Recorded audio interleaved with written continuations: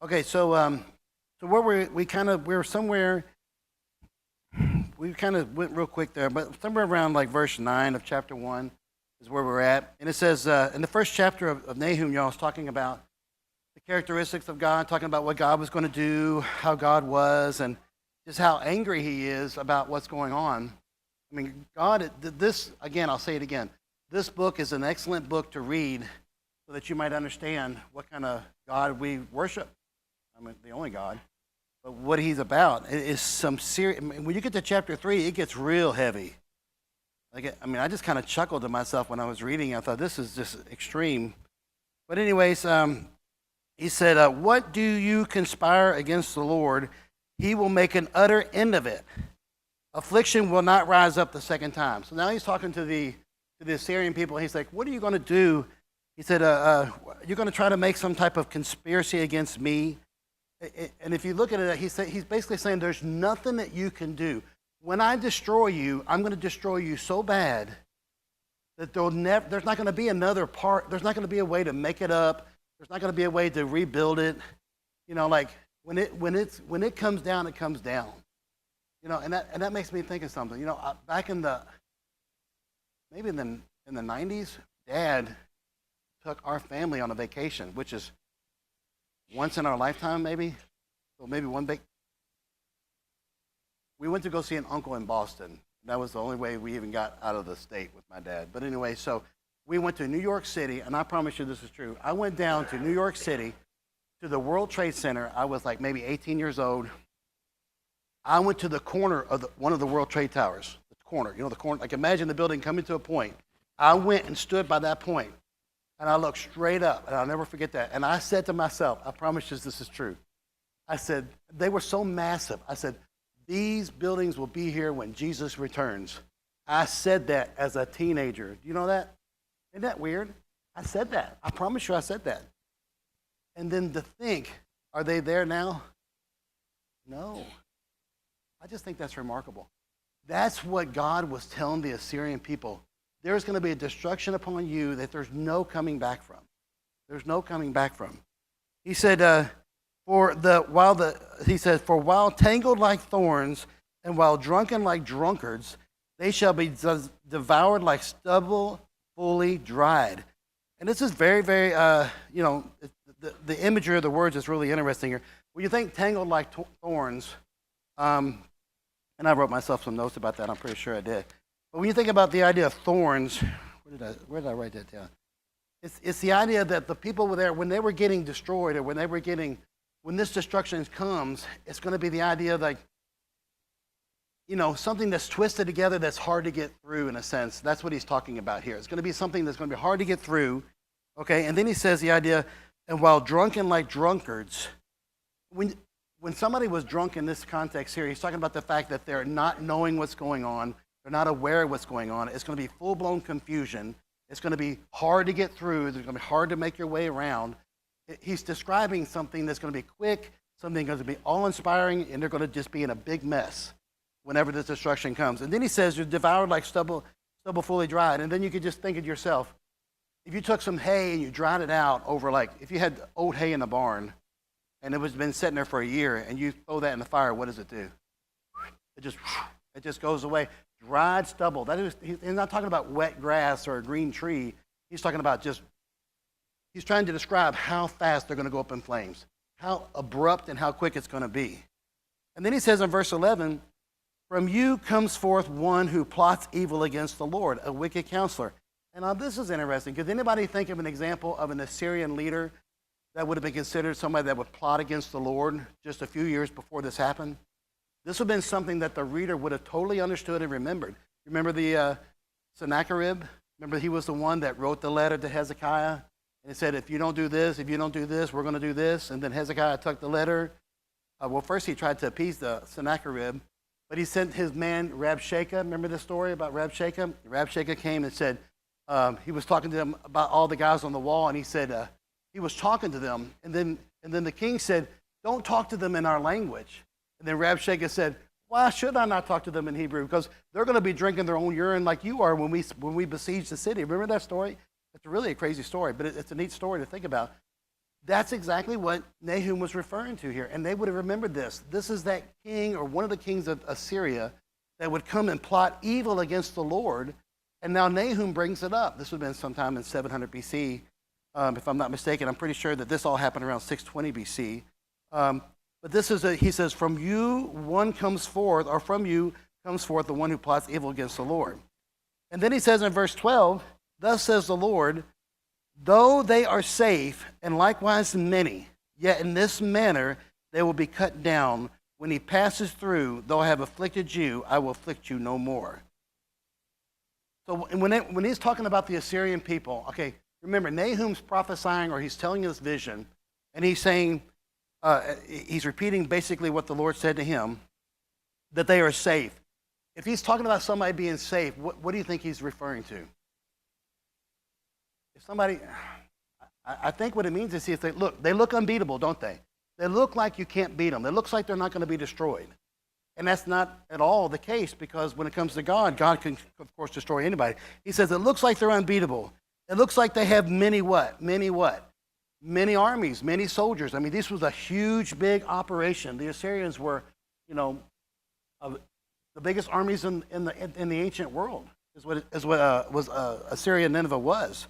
But he said, yet in this manner they will be cut down when he passes through. And then he says, though I've afflicted you, I will afflict you no more. And he's talking about the fact there's not going to be any more affliction. Let me try to get back on my notes. Not going to be any more affliction when it comes to what they do. He said that safe and many, that yet they'll be devastated, cut down by the judgment of God. Okay, and then he talks a little bit more about this yoke in the next verse, and I thought this was kind of neat. He says, for now I will break off his yoke from you and burst your bonds apart. What did the Assyrian people do to the people of God? They put a yoke on them. They tortured them. They took money from them. They killed them. They persecuted them in every way. And he's saying basically he's going to take this yoke off from you. And I just this is a note I did 2 weeks ago. This was from a couple weeks ago. I said, yoke. And then I said, oppressed by sin, only God can do that. And then I wrote myself another note. And I always kind of go back to this. Are you trapped in sin? God could even break that yoke from you, and you can have freedom from it. And that might be the lesson you might learn from a verse like that. You might read that and think, you know what? God can break the yoke. God was going to break the Assyrian yoke from his people. And yet if you have sin in your life and in your heart, and right now, and maybe you think you can't get away from it, God can do that. I mean, that's probably the only New Testament example you can pull from that verse. But that's what he was saying, the yoke. What does a yoke represent? What? Like a bondage, or yeah, or I always think of like a burden, or like, you're right. And in one of our bathrooms, we had this old picture of these two oxen that have a yoke on their neck, and they're just walking behind their guy, and I always kind of look at that thinking that's kind of a funny picture. But yeah, I mean, they can't get away from it. They can't get away from it. Let's keep on going down to verse 14. It says, he said, the Lord has given a command concerning you. Your name shall be perpetrated no longer. Out of the house of your gods I will cut off the carved image and the molded image. I will dig your grave, for you are vile. And he's talking to the Assyrians here. And I wrote down, man, this is heavy. And I wrote, wow. And then I put extreme. And I don't know why I did that, but this is what this was. This is how God felt against the Ninevites. I've given you a command concerning you. And he says your name. Why would he say your name? What would have been a big deal about the Assyrian name, or the name Nineveh, for that matter?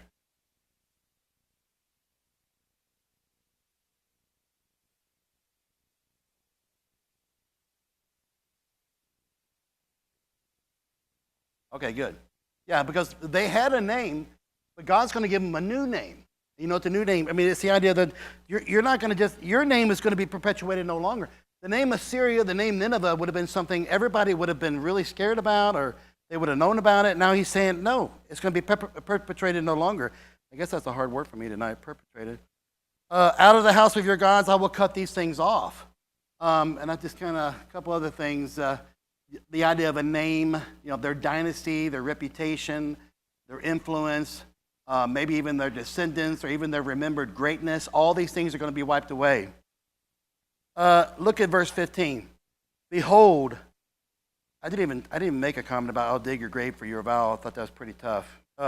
Behold, on the mountains the feet of him who bring good tidings, who proclaim peace. O Judah, keep your appointed feasts, perform your vows, for the wicked one shall no more pass through you. He is utterly cut off. Now here's an example where God is going to be talking to the people of his people, if you will, and he's going to say something really good. He's going to quote Isaiah. When you think about the idea of, behold on the mountains the feet of him who brings good tidings, who proclaims peace, what do you think about? That's the Isaiah account. What? Yeah, I mean, I would think that would be a good way too. It makes me think of the idea of the coming of the Messiah. Yes, ma'am.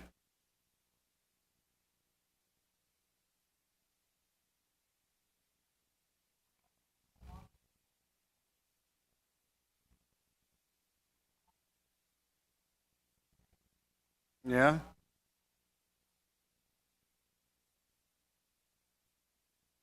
Oh, okay. That sounds conspiratorial, but I like it. I mean, I'm really into that kind of thing. All right, well, that's a good point. Yeah, but if you think about verse 15, he's using the phrase to describe the coming of the Messiah, and which would have been good news. That would have been great news. Why would this be good news? And it wasn't talking about, if it's taken contextually, it's not talking about Jesus. It's talking about what? What was going to happen to this group of people that were oppressing God's people? They were going to be done away with. They were going to be destroyed. And that's what he's talking about. And he says on the mountains. Why would he say on the mountains? If you have good news, what do? You go to the top of the mountains and you hey, this is what's going on, and you proclaim it. That's just imagery that the writer's using here to express to you the idea that this would have been something really good that everybody needed to hear. And not only that, he says, look, O Judah, now he refers to them, and this is the only time it talks about Judah or Israel, I think, like speaking directly to in the book. He says, O Judah, keep your appointed feasts, perform your vows. Why does he tell them to do that for? Why would that have been important? Hey, don't forget who you are. You're my people. You have things that you do, right? And they were to keep the feast and keep their vows because they still needed to worship their God. They still needed to do the things that they were supposed to do and not to worry about it. Because why? They are going to be wicked ones, shall no more pass through you. He is utterly cut off. This would have been great news for the people of God. They would have been, hey, I'm really happy about this. It would have been good stuff. So this kind of brings us into chapter 2. Chapter 2 is,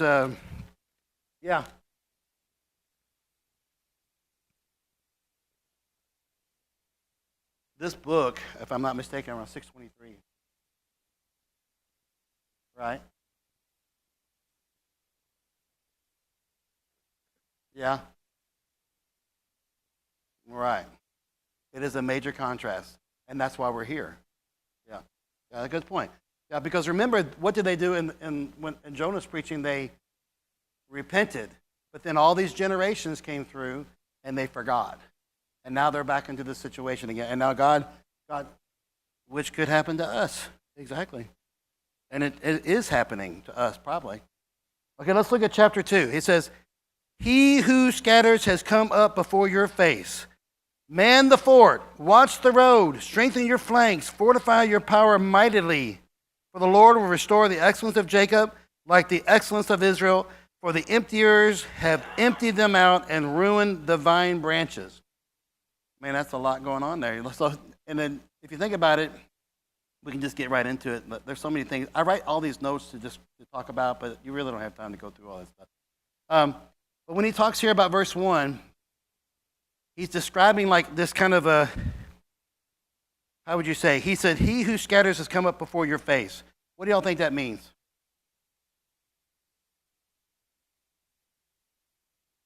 What's that? Okay. He's telling them to do something. Like he's saying to Nineveh, if you want to do something, this is what you should do. Okay, he's saying, look, you need to man the fort. You need to watch the road. You need to strengthen the flanks. If you think about it, it's kind of interesting because there'd be no reason to do that. It's almost like a taunt, is what this is. This is the verse in the Bible where Nahum is taunting, or God is taunting to the Assyrians, saying, look, if you want to do something, do it. Here's what you need to do. Put soldiers on the walls, or put some lookouts on the road so they can see you. Or you might even strengthen your flanks. You know what it means to strengthen your flanks? I'll give you an example. You got a guy who's getting ready to start a fight with somebody. What's the first thing he does? I don't want to do it for you. What's he do? Pulls up his pants. You know, he might come around this way with his pants. Why?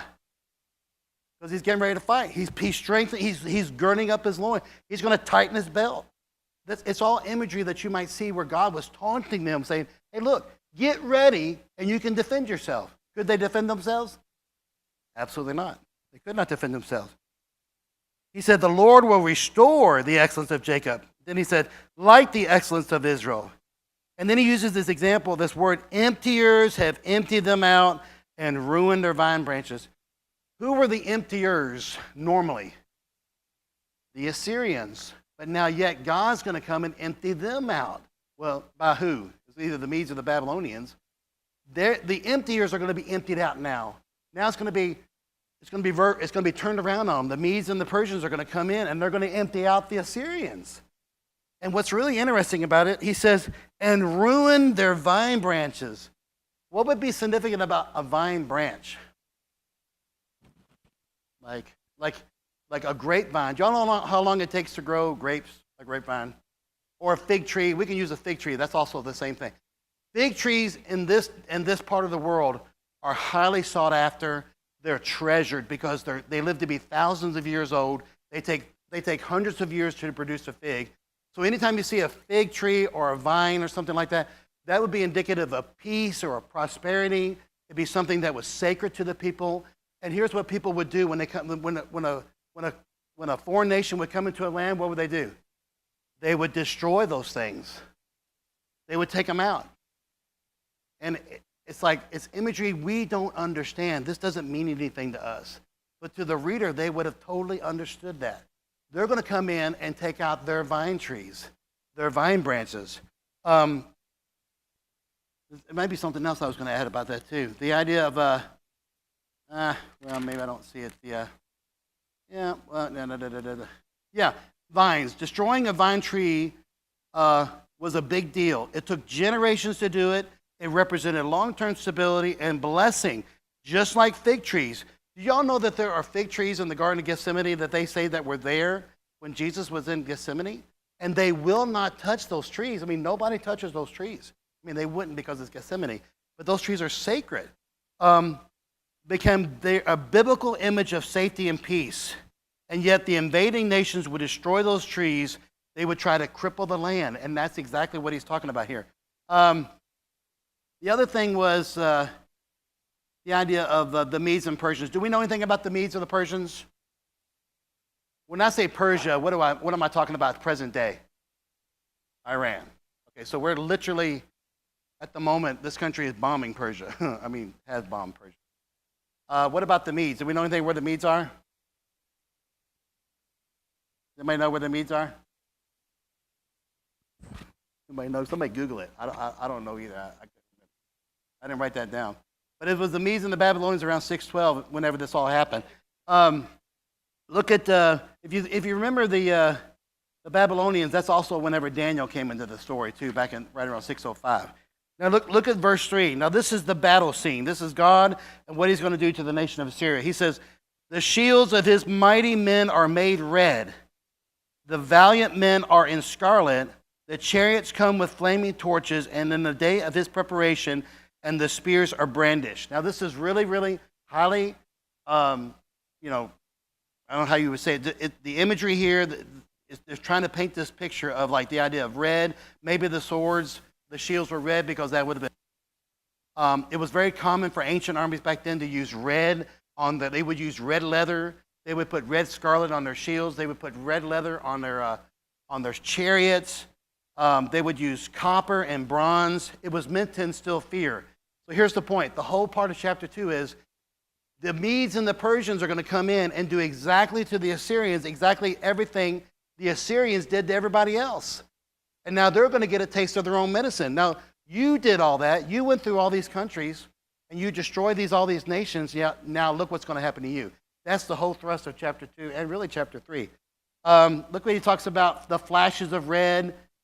Nahum paints this picture of flashes of red, fire-like colors, which would have been meant to instill fear in the Assyrians, I'm sure. The idea of chariots coming. Could you imagine like chariots rolling through, the speed, the terror, the unstoppable force of a big horse, armored up in front of a chariot? I mean, the imagery, y'all, is just, it should be frightening. It would have been very frightening to the listener. Very frightening. The spears were brandished.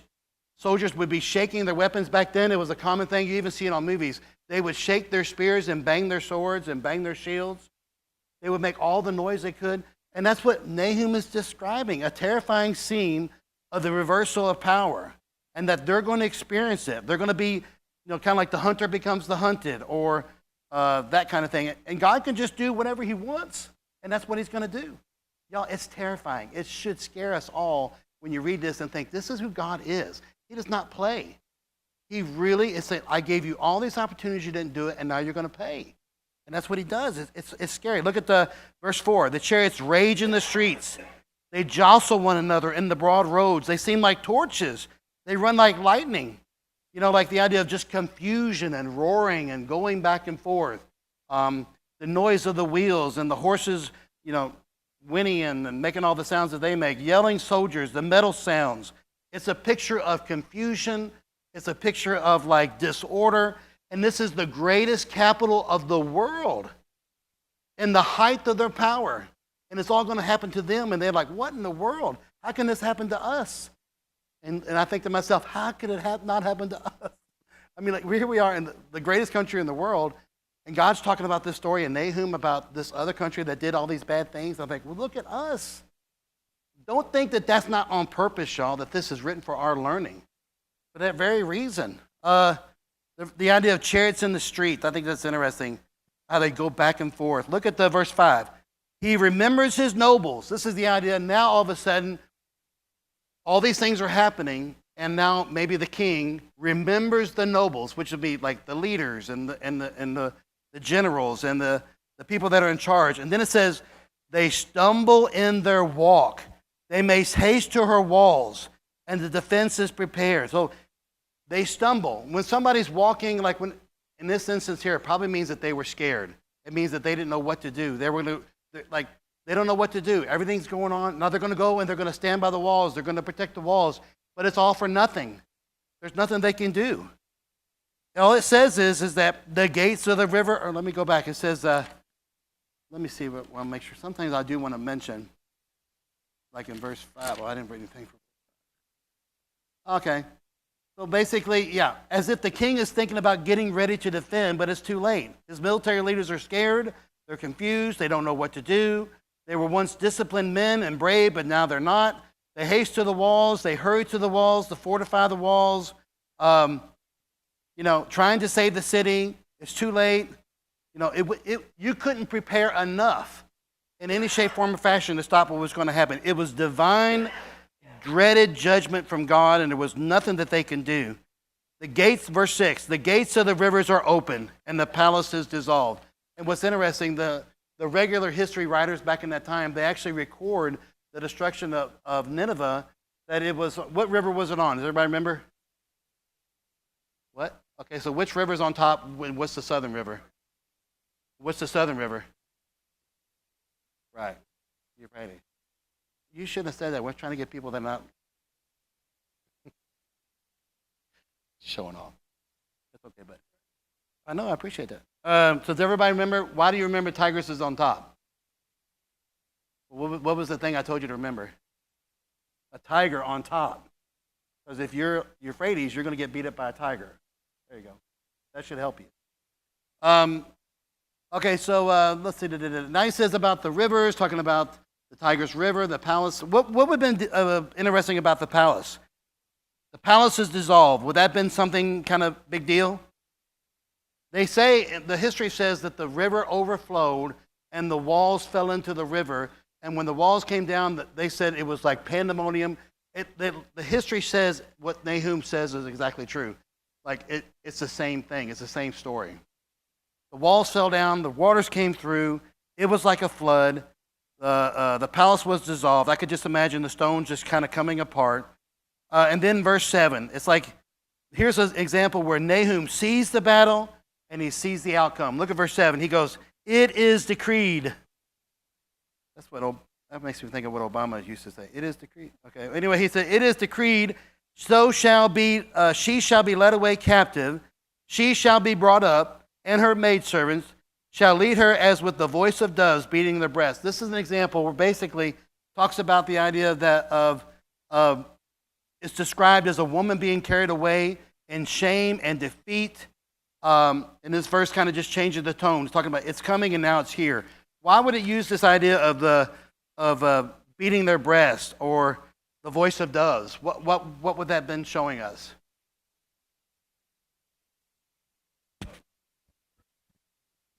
Yeah, kind of like sackcloth and ashes. Like you would beat your breast, and then and everybody. Why do they call doves morning doves? Anybody know? They're in your backyard every night. What does it sound like? What does it sound like? I want you to do the sound for me. Ooh, I can't. My voice so. What? Does it sound? It's not real good. That's pretty good. Has anybody got a better rendition than that? Anybody do it?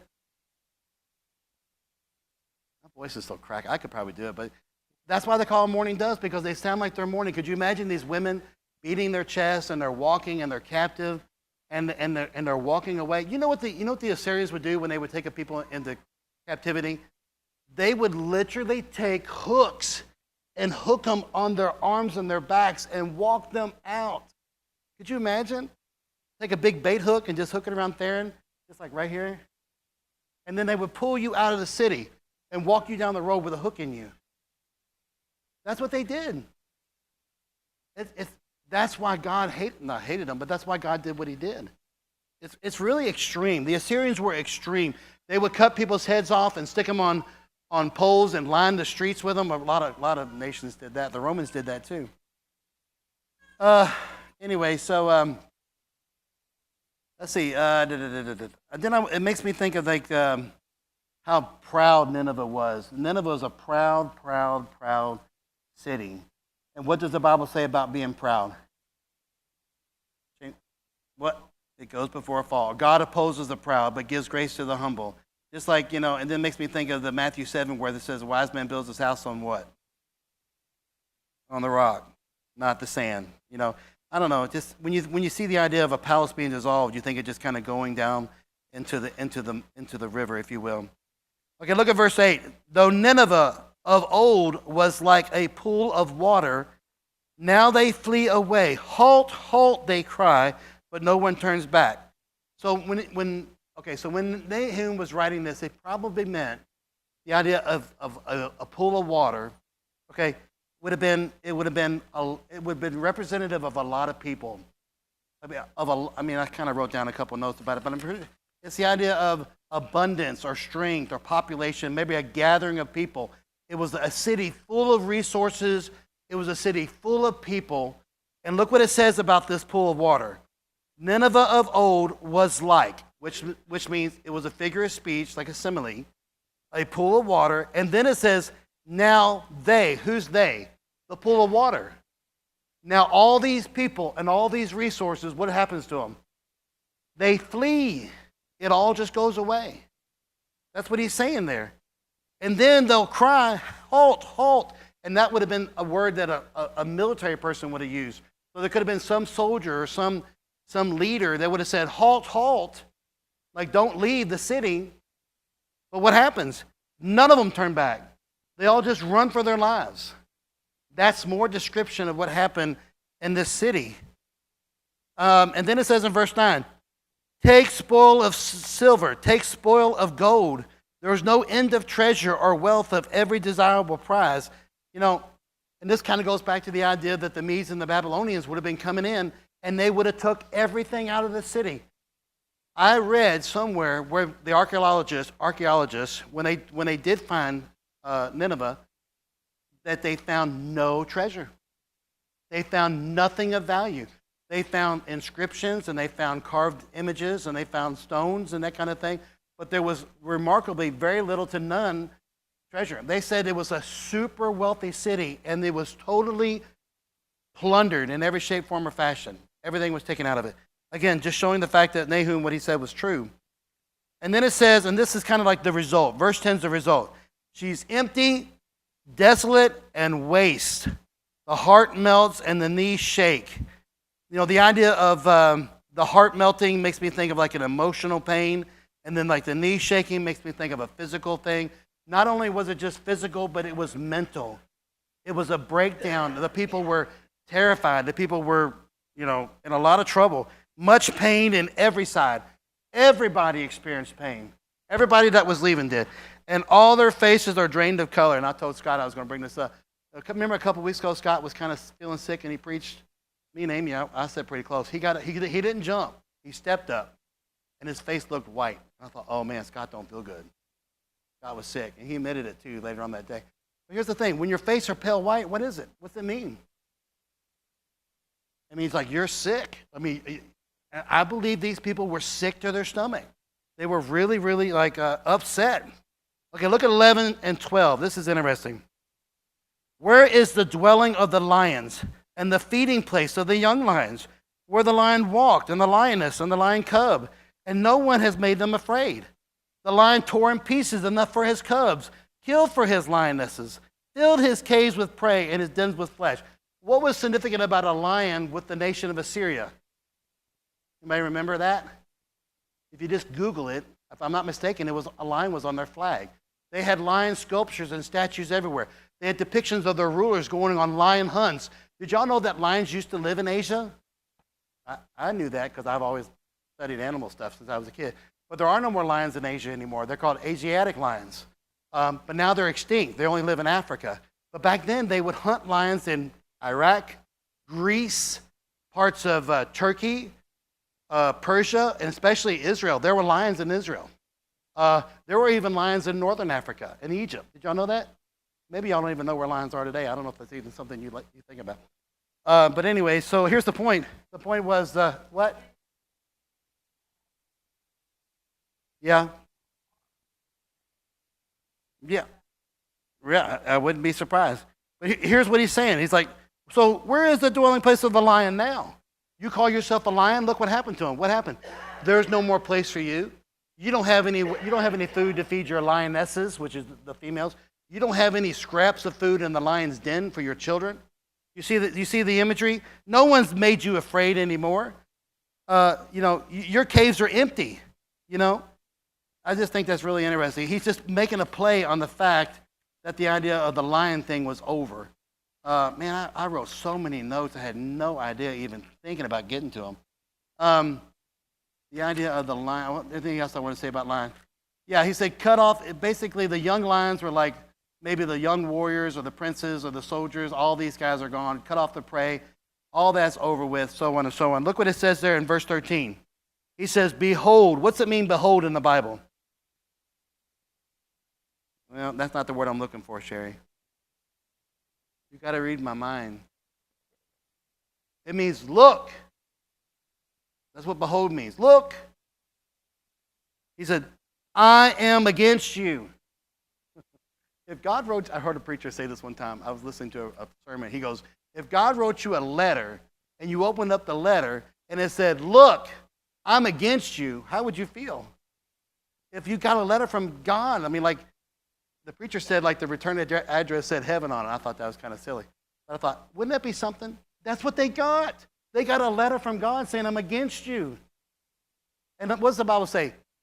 If God is against you, wait. If God is for us, then what? What's the verse? I think it's in Romans. I think I wrote it down somewhere. What's that verse I'm thinking of? Help me, y'all. Help me. Yeah. What is it again? Read it. I know what it is. Read it. If God is for us, who can be against? And what's the opposite of that? Read that in opposite. What's it say? Then who could be for you? Right? They're the same statement. So here's the point. What would it matter if God was against you? Who was in your corner? It wouldn't even matter who was in your corner. If God's against you, you're out entirely. And that's what the writer was saying here. I'm against you.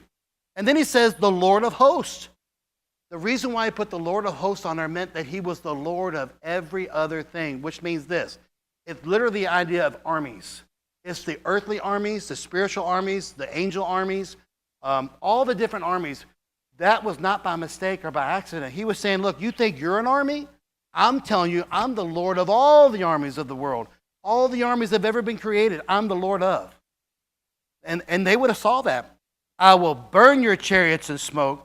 And the sword shall devour your young lions. I will cut off your prey from the earth, and the voice of your messengers shall be heard no more. What would their messengers do? They would go to all these nations and say, hey, you owe us money. Hey, we're going to take your children. Hey, we're going to take your wives. Hey, we're going to destroy this. We're going to take this.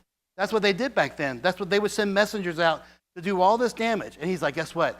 Your messengers are not going to do that anymore. They're done. It's really crazy. And let's do chapter 3 in like 9 minutes. Okay. It says, woe to the bloody city. Look what it says. This is Nineveh, a bloody city full of blood, full of lies, full of robbery. What's robbery over burglary? Does anybody know the difference? Quickly. Burglary means you don't have a weapon. Robbery means you have a weapon. So if you commit a crime, do the burglary. Don't do the robbery. Keith learned that the hard way.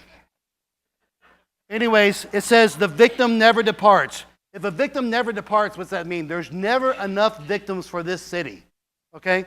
Then he says the noise of the whip and the noise of the rattling wheels, the galloping horses, the clattering chariots. He's describing again the conquest of the Medes and the Babylonians. He says, horsemen charged with bright sword, glittering spear. You can see maybe the sun shining on it. The multitude of slain, the great number of dead bodies, the countless corpses. They stumble over the dead people, y'all.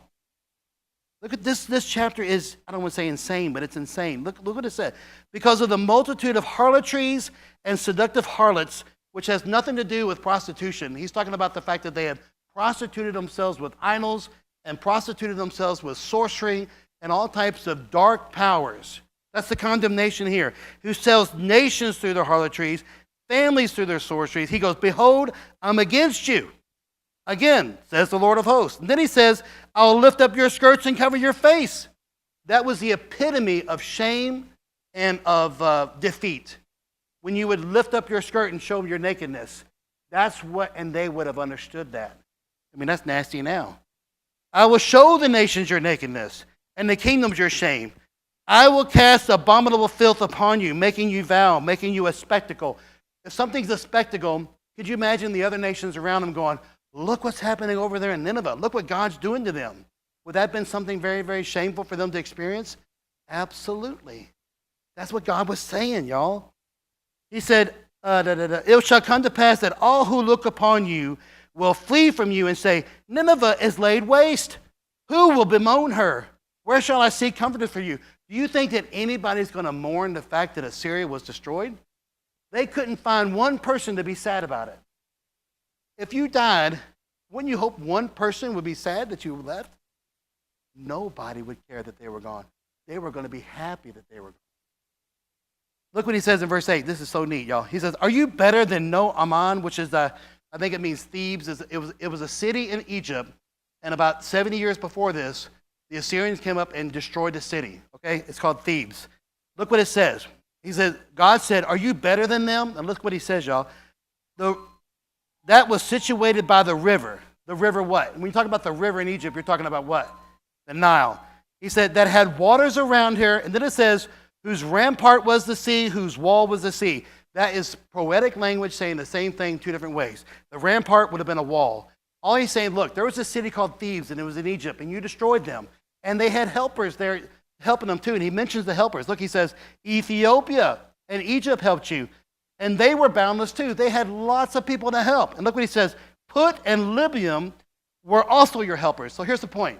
And Put would have been like these West Egypt, they'd have been soldiers of Western Egypt that were like mercenaries. And then the Libyan would have been the Libyans, like present-day Libya. All these, we won't get to it all, but all these little things, God is painting this picture of the scene where Assyria went up and destroyed Thebes, and Thebes had all this countless things to help them, but what happened to them? Assyria got them and defeated them. And now God says, look, you remember what you did to Thebes? Are you any better than them? I'm going to destroy you. You see the point? All that was there for the reader. They would have knew exactly what he was saying here. Look, yet she was carried away. She went into captivity. Her young children were also dashed to pieces because that's what they did to other people's children. At the head of every street, they cast lots for her honorable men, and her great men were bound in chains. You will also be drunk. You will be hidden. You will also seek refuge from the enemy. And look what he says in verse 12. All your strongholds are